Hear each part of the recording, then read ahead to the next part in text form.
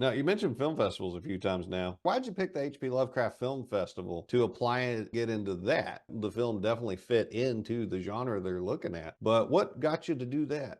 I have a sister who loved the HBO Lovecraft Country, and she got me into actually reading about like Lovecraft himself. And so I was looking for festivals to enter, and I liked the idea of cosmic horror because the Dumpy Man, again, especially when you think about the feature script, it has supernatural horror elements, but it's not horror. It really is a hybrid story about this young man coming of age around this ghost story. And I thought, well, this could be a good venue, at least to get some people who are into horror, but don't expect it to be blood and guts, to get a look at the film and kind of gauge what that audience thinks of it. And then so I started looking at the festival submission requirements, and they had a minority director waiver. I was like, that's me. so so I went ahead and applied. I did not think that we would get accepted, and I damn sure didn't think they would ask us to screen at both Mobile and Portland. And we were over the moon about that, you know, and a lot of people around us were too. That's good. So, when it comes to film festivals, is your strategy to just get into every film festival you can get into? Or are you very strategic and I went into this one because it'll get seen by these people? I went into this one because of these reasons. What's your method? We were really selective because we didn't have a lot of budget for festivals. One of the things I'm going to do from now on, marketing has to be a part of your initial budget. Film festivals and possible travel has to be a part of your budget because the Smart. number of festivals we could not attend, man, I lose sleep thinking about it right now because it could have meant exponentially more opportunities like this one. Young filmmakers, I tell them that all the time now. Even if it's not a lot, put something away. We definitely didn't try to get into as many as we could. We focused first on the four biggies. So we did Berlin, we did Sundance, we did Telluride. We did 5 biggies, and we focused on the ones that actually have film markets. Because when you have a film market, that's a different level of competition, but it's also the opportunities to get seen by distributors, sales agents, and people like that. So we focused upon those. Didn't get into any of them. And but the other things that we wanted to do were, because we have a story about Black people in the South, we focused on Black film festivals all over the country. We focused on specific regions where we wanted to see how we stacked up against competition. So we had a bunch of West Coast entries. I think we had 12 and we got accepted to like 7.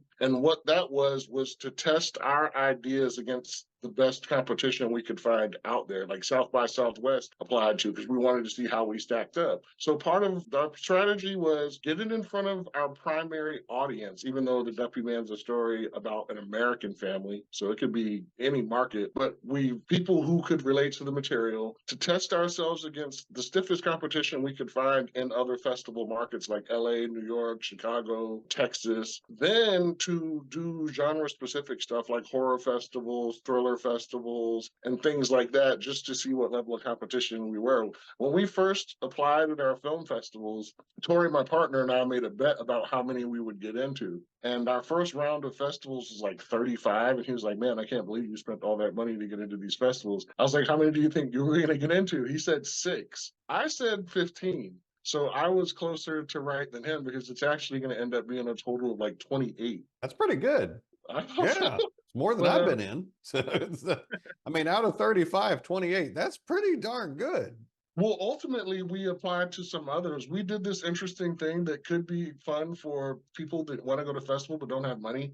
What we did is got in our social media network and we said, if you want to support our film, don't donate money. Pay for our festival entry and we'll let you pick the festival. So it became like a film festival lottery. If you think our film will do good in your region or at a festival that you like, pay for the entry fee and I'll submit it. And then I sent them the receipt saying that I did. And we actually got into a couple of festivals that way, letting other people pick. Creative. We were trying to do what we could to kind of engage whatever audience that we had, and also to kind of let, because I think I spent like $2,200 on festival entries. They're not cheap, but it definitely needs to be a part of your strategy to cater it towards what you've created and who you believe your primary demographics to be. That's the smartest thing you can do with those film festival dollars because they add up. You give yourself the best chances to actually be seen and selected. And being selected is not as good as being seen. Being seen is what you really want. Being selected is great, but if you're selected for a festival that nobody ever heard of or is internet only and it doesn't really have an audience, it's great to have the laurel, but has anybody seen your film? And that's kind of the way we went about putting together our festival strategy. And do the big ones first. Because a lot of times, if you've been in a bunch of little small ones, the big ones don't see you as a good draw because you've already had premieres in their region. Like LA, for instance, we screened, I think, like 6 times in Los Angeles, 4 or 5 times in Los Angeles. And bigger festivals see that and they're like, well, why would we bring them here when they've already been screened in this region a bunch of times? That's something I never understood, but apparently is a thing. They're not getting the hot freshness because it's Right. already been around. Well, it's kind of like what I do with my interviews is I pick folks that I think deserve more love than I can tell that they're getting. And so like I interview a bunch of role-playing game industry people. And so the folks that got a million interviews and everybody's asking them all these questions, I ain't going to add anything to that. But for Mhm. folks that I think deserve more credit than what they get, I'm happy to give them that little bit of spotlight that I got. Some of them say it's helping their sales. That's great. That's good to go. Hopefully, more people will check your stuff out Absolutely. now that I share this around. But now you've won some stuff at Yeah. these film festivals, with the Atlanta Movie Awards, Florida Short Films Festival. You did well at the Dubai Independent Film Festival. Dubai, how'd that happen? Atlanta, I get. Yeah. Florida, I get.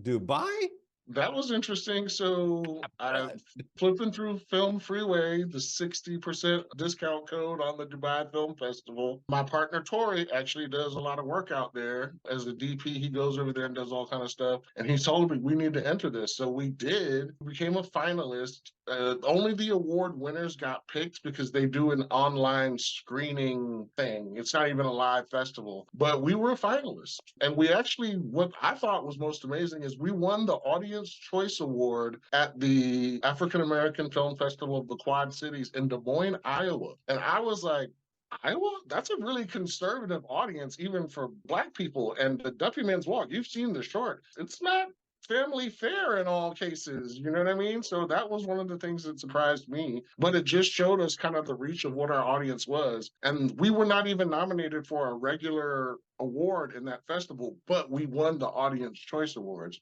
So the judges were like, pass, but the audience was like, no, so I thought that was cool. But Dubai, that was definitely interesting. And they keep sending me stuff to submit other things, but there's nothing really at the level of the Duffy Man that I would feel comfortable sending them, right? Definitely not the Delgum or the Annunciation. You know what I mean? But well, I encourage you to not get rid of those because, and to not hide them, instead to let people see them, because I think it's important for folks to see where you started so they can measure how far you've come. no, that's bad. And people start watching you for a reason, right? And maybe it was one of those movies that some person in India was like, yes, Greg, I love Greg. Now I'm going to watch everything Greg makes. Maybe that's their thing. Don't take it away from them, right? Well, absolutely. So, what's it like to win an award at a film festival? Do they give you a Um, pony ride? Do you get a little crown? Do you get it depends on a the bottomless festival. popcorn? It depends on the festival, but I gotta tell you, in my experience, it was pretty anticlimactic. I was like mad happy, like, and I was very proud and happy to share it with all the cast and crew and the people that helped us, supported us to do it. But I just kept thinking to myself, man, when is this going to turn into money? A reasonable question. A Right. reasonable question. I was like, that's great, but I mean, it was a huge ego boost and like self reaffirming that I'm not a fraud. But it was anticlimactic to me in a lot of ways. I felt really good about it for about an hour. Went out, drank, did whatever I needed to do to celebrate. But then I came back to the house and I'm like, but I still got to get up and go to work tomorrow. I still got to I still got to start finding ways to make the feature. I still got to keep plugging away. It was exhilarating for a period of time. One of them came with an honorarium of like $85, but it's a good deal to put on the poster and have out there in the world as your bona fides. I'm just so anxious for what's next. People always ask me, so what are you gonna do now? What are you gonna do now that your film is out there killing it? I'm gonna start working on the next one. To me, that's the healthy response. Is I'm not gonna sit on my haunches and just shower in the acclaim and adoration of this. I need to start working on the next thing that's bigger, better, more spectacular. Now, how many of these do you go to in person? Like, did Oh you go man, to Dubai? the hell no. Um, I agree with the sentiment. But Not on my no, list of places to go. so Dubai, again, it wasn't an in-person festival. It was actually all done via internet. So nobody went because Oh, at oh, that time, the geopolitics of the area was not conducive to international travel. I'll just leave it at that. We got to go to Mobile. We did almost everything we could in Atlanta. And that was honestly about it. The film has got to be like the second most expensive hobby in the world behind like car collecting. oh. And I wish I could have gone to more. I wish I had planned for the success that we had. That would have allowed me to Mm. put away the resources to do it. But quite frankly, we were astonished at the amount of success the film had. Because I mean, we had some technical issues. I'm not afraid to say it. Technically, it wasn't the product that we wanted to put out, and because of it, we were kind of leery about what kind of success we would have at festival. But we knew we had something we thought was special. But I wish I had just planned for it better because that would have made a difference. I think I went to about six altogether. Went to Bronze Lens here in Atlanta, which was a biggie for us, Oscar qualifying. We didn't qualify for the Oscar, but it was Oscar qualifying. Went to Mobile, did about 4 or 5 others here in the Atlanta Metro, but that's it. This month, we're in Vegas at the Las Vegas Black Film Festival and the DMV International Film Festival. I can't make either one of them either because I got to work. So Yeah, yeah. And you're working on another movie project. right now, I am doing film and locations tours here in Atlanta. We do Walking Dead, we do Stranger Things, we do Cobra Kai, we do the Marvel Cinematic Universe. And I actually work for a tour company that does also, they do like Atlanta architectural history, Atlanta Civil War history. They have similar tours in Savannah and Oahu. Savannah, Charleston, Oahu, and Atlanta.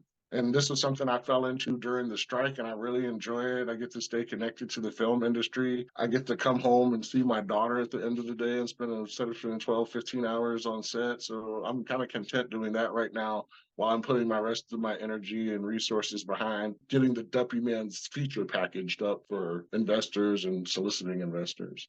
Cool.